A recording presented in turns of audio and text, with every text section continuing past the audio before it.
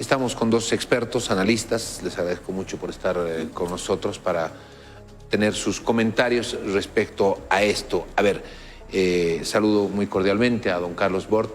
Gracias por estar con nosotros, como siempre. Saludo a Hugo Moldis. Gracias por estar con nosotros. Comienzo contigo, Hugo. ¿Cómo estás? Buenas noches. ¿Cómo se resume esto de lo que acabamos de escuchar, de lo que se decidió en este ampliado del MAS, de lo que decía Morales respecto a los dos ministros, las observaciones y todo aquello? Adelante, por favor, te estamos escuchando. Sí, tres cosas muy puntuales. Bueno, antes, buenas noches a toda la teleaudiencia de este canal y un saludo particular para ti, Jorge. Tres temas muy puntuales. El primero, se está demostrando que la afirmación de que no había debate, democracia y puntos de vista distintos al interior del movimiento al socialismo, como una suerte de una organización en que la gente no piensa y no habla, se está demostrando todo lo contrario. Hay posiciones políticas, como es absolutamente normal, solo que antes eran menos visibles porque la decisión final estaba concentrada en una sola persona que ejercía el papel de líder histórico, de presidente del Estado plurinacional, de presidente de las 6 federaciones del trópico y obviamente de referente político de los movimientos sociales. Hoy esto se ha diversificado, se ha dislocado, que por un lado hay un centro decisional político institucional, me refiero al Estado y obviamente a las autoridades del Estado encabezadas por el presidente Luis Arce. Hay un campo político propiamente dicho, el movimiento al socialismo y los movimientos sociales, y es en esa dislocación donde evidentemente se notan, yo diría, tensiones, contradicciones que lejos de asustarse, más bien confirman el carácter democrático de la organización más política más grande que hay en Bolivia. Segundo, las resoluciones del ampliado nacional del MAS, de los 15 puntos, 14 se refieren, 12 en realidad se refieren, no, de los 15, 13 se refieren más a temas de carácter interno y solo 2 hacen referencia a declarar un estado de emergencia a partir de los peligros que acechan nuevamente al proceso democrático, al gobierno del presidente Luis Arce y al proceso de cambio. Eso implica que, y sigo en el segundo punto, que será en este caso el presidente Luis Arce, que seguramente valorará lo que desde la instancia política se le plantea en todos los casos y tomará su decisión. No solo la Constitución establece que el presidente es quien, ¿no es cierto?, debe nombrar o ratificar o cambiar a sus inmediatos colaboradores, sino que hay una práctica política que la hemos visto durante 14 años del proceso de cambio. A veces habían presiones de sectores sociales y el propio, en ese momento, presidente Evo Morales señalaba, ¿no es cierto?, que esa era una atribución del jefe del Estado plurinacional.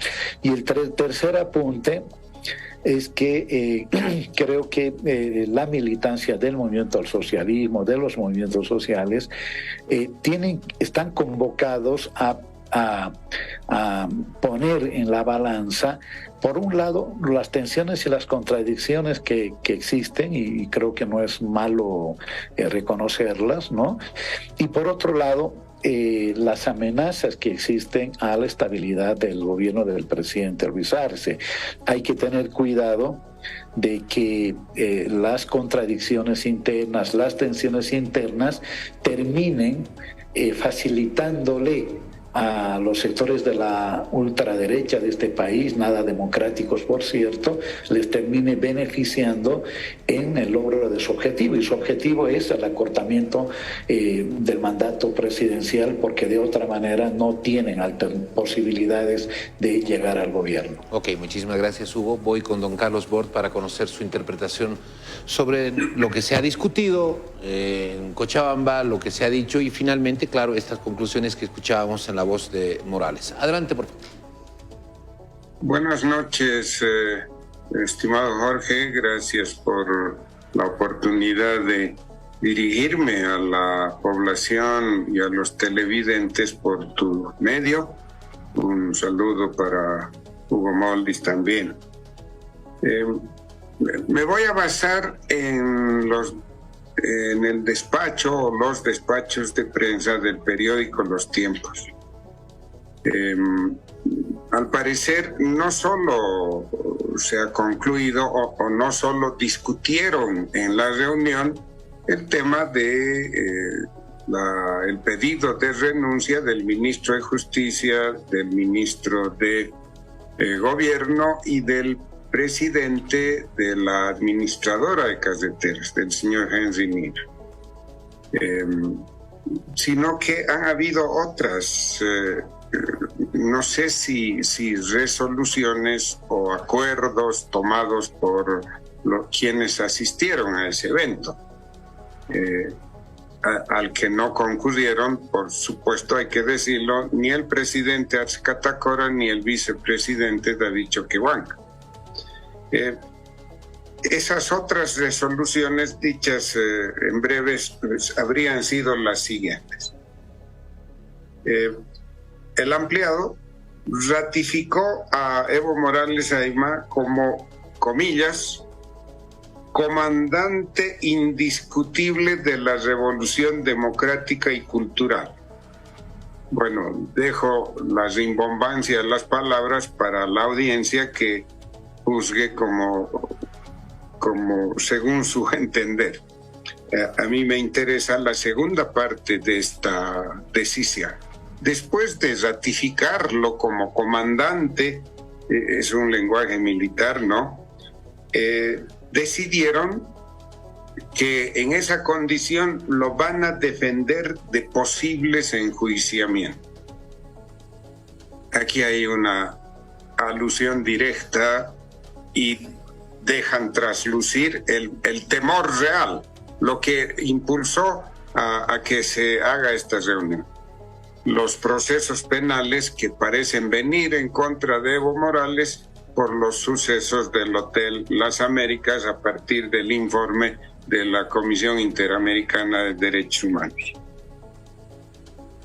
Emitieron o discutieron también otra decisión rechazando las corrientes que piden renovación desde la vicepresidencia. Bueno, tal parece que Evo Morales y su Estado Mayor partidario, porque solo ellos se reunieron seguramente con algunos delegados de base, tal parece que estos dirigentes no quieren, no toleran ningún debate interno. Han asumido una actitud vertical, dictatorial y de represión a sus propios conmilitantes que piensan de diferente manera. Esta es una posición muy semejante a la de la ultraderecha en el país a la que ha aludido Hugo Montes. Y finalmente ratificaron la expulsión de Rolando Cuéllar y censuraron las declaraciones más bien democráticas, más bien plurales de otro parlamentario, de Andrés Flores. Como podrá verse, Jorge, el tema principal la preocupación central que condujo a la cúpula masista a este evento son, como dije, los riesgos que han aparecido para Evo Morales a raíz del informe de la CIDH. Y tal como declaró Evo Morales, de no saber cómo enfrentar esto, responsabiliza al ministro de Justicia, así como responsabilizó al ministro de Gobierno cuando se perdió su celular.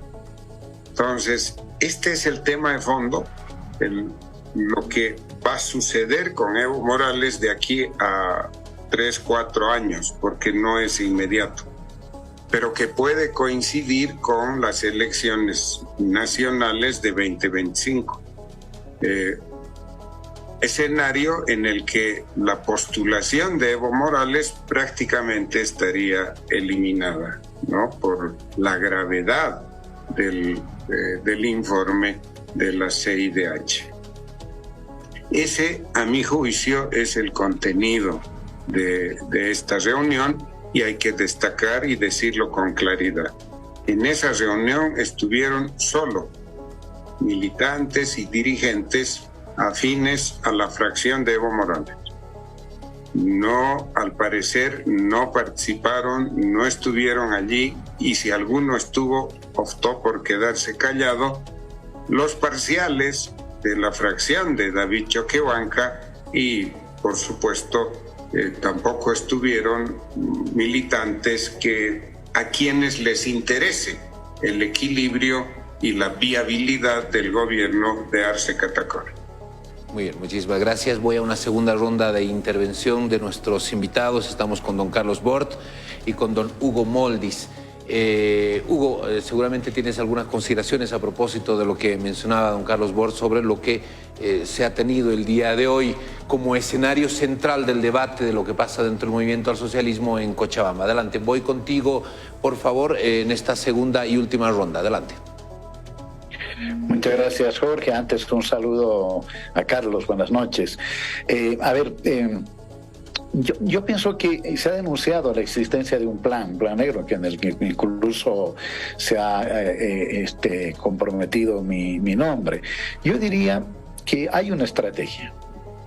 Hay una estrategia que apuesta a la implosión interna del movimiento al socialismo, una estrategia concebida desde afuera, que tiene por objetivo manipular los sentimientos de afecto y desafecto al interior del movimiento al socialismo, de tal manera de que se logre lo que durante 14 años no se había podido alcanzar, que es la división y el fraccionamiento. Ese es un tema que ciertamente tiene que cuidarse por parte de los movimientos sociales, del movimiento al socialismo. Hay que ser demasiado equilibrado, maduro al momento de procesar la información, tener cuidado con las fuentes de información, que esto es de manual, es decir, esta es una cosa que siempre lo han hecho los organismos de inteligencia, sobre todo norteamericanos, a lo largo de nuestra historia, y hay un montón de ejemplos que sería demasiado largo citarlos. Segundo, el informe de la CIDH es contradictorio, saca las versiones de los peticionarios y la versión del Estado, parte de premisas, a mi juicio, contradictorias, y llega a conclusiones terminantes con las que evidentemente yo no estoy de acuerdo. Pero bueno, ahí está, habrá que ver cuál es el informe final. Pero aún el informe final no vaya a tener mayor variación, el Estado es el que tiene el derecho, ¿no es cierto?, a asumir defensa. En ese informe no se individualiza, no se personaliza, que es otra de las cosas que a mi juicio están erróneamente planteadas por una serie de comentaristas, de medios de comunicación. Es decir, es el Estado el Estado, el que tendrá que defender, ¿no es cierto?, defenderse. Puede llegar evidentemente algún momento en que se tenga que hacer una investigación a fondo de un hecho que es, a mi juicio, el más controversial que está en el informe, que es la muerte del ciudadano Michael Dyer. Por un lado se dice que murió, ¿no es cierto?, en el Hotel de las Américas en un cruce de fuego entre las fuerzas del orden y este grupo de sicarios contratados para generar inestabilidad en el país, etcétera. Y por otro lado, ¿no es cierto?, que habría sido más bien trasladado al aeropuerto, ejecutado y nuevamente, ya el cuerpo se supone, ¿no es cierto?, trasladado nuevamente al hotel.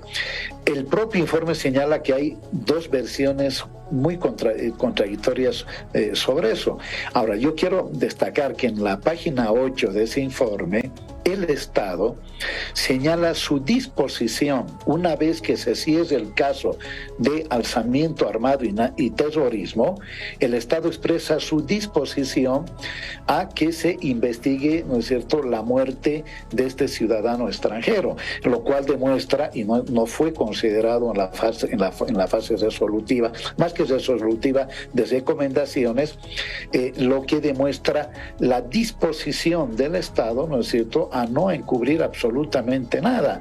Yo entiendo que se actuó, ¿no es cierto?, en base a la ley. Había un grupo terrorista que amenazaba la estabilidad política y la propia vida de altas autoridades, y bueno, ¿no es cierto?, eso tendrá que confirmarse o no, ya sea en el ámbito interno, y si no es el ámbito interno, seguramente una jurisdicción externa, pero no hay ninguna individualización, es decir, en ningún momento se cita a el presidente Evo Morales como quien debería ser, ¿no es cierto?, enjuiciado. Así que habrá que, a mi juicio, creo que es la señal más importante desde el gobierno, mostrar madurez, mostrar bastante rigurosidad en el tratamiento de este tema. Y yo termino señalando por donde empecé.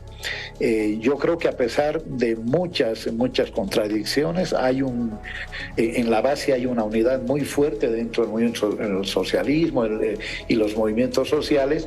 Hay tensiones de estructuras medias para arriba, pero creo que en la medida que nos vayamos acercando a procesos políticos importantes, veremos procesos de unificación nuevamente. Muy bien, muchísimas gracias, Hugo. Voy a las consideraciones finales de don Carlos Bert. Jorge, yo insisto que el tema de fondo de este ampliado ha sido las consecuencias, las derivaciones del informe de la CIDH. Lo que va a suceder con ese informe, bueno, digamos primero cuáles son las recomendaciones de la Comisión al Estado boliviano. Primero, que indemnice a las víctimas y a sus familiares, supongo en el caso de los muertos, que repare los daños y que inicie una investigación, que abra una investigación penal sobre los sucesos del Hotel Las Américas, involucrando a todos los responsables. Y en el texto del informe se habla de ejecuciones extra procesos judiciales, ejecuciones sumarias. Eso significa que la Comisión Interamericana ha encontrado, tiene indicios de que se han cometido asesinatos en el Hotel Las Américas, no solo en un caso, en los 2 o 3 casos que fallecieron. Bien, y eso es lo que recomienda, que se abra un juicio penal involucrando a todos los responsables. Pero este es el informe de la Comisión solamente. ¿Qué viene como procedimiento? Ya está en poder del Estado y del gobierno boliviano. El gobierno tiene dos posibilidades. Acepta las conclusiones y recomendaciones y entonces procede a la reparación y abre el juicio. Y tiene que ser un juicio imparcial, lo suficientemente ágil como para que esto se esclarezca. Es poco probable que suceda esto y a eso apunta la reunión de Evo Morales que estamos comentando. Es poco probable. Entonces, la otra opción es que el gobierno boliviano rechace, cuestione, impugne este informe. Si esto sucede, que es lo más probable, la Comisión Interamericana de Derechos Humanos actúa como fiscal y abre el juicio contra el Estado boliviano ante la Corte Interamericana de Derechos Humanos. Y la Corte Interamericana va a tomarse unos 3 años, hasta 4 años resolver el tema, porque les lleva estos márgenes de tiempo. Pero si vemos con cuidado, lo probable es que el fallo de la Corte Interamericana esté coincidiendo con las elecciones de 2025. Este es un tema político muy delicado para el país y por eso tiene esta reacción de parte de Evo Morales y su equipo. Ahora, como las investigaciones, los informes de la comisión se basan en estudios científicos, lo probable es que la Corte ratifique el fallo. En ese caso, la sentencia se vuelve de cumplimiento obligatorio para el Estado boliviano. Y si el gobierno no abre el juicio o abre un juicio, una pantomima de juicio para liberar a Evo Morales y a los responsables, inmediatamente se habilita la jurisdicción de la Corte Penal Internacional. Esta es la ruta crítica de este delicadísimo tema que a mi juicio, y claramente está así, fue la preocupación principal de esta reunión ampliada, pero que tiene y va a tener un efecto pernicioso dentro del MAS. Nuevamente pone al presidente Arce Catacora ante la disyuntiva de si saca a sus ministros, como le exige Evo Morales y su gente, disminuye su autoridad.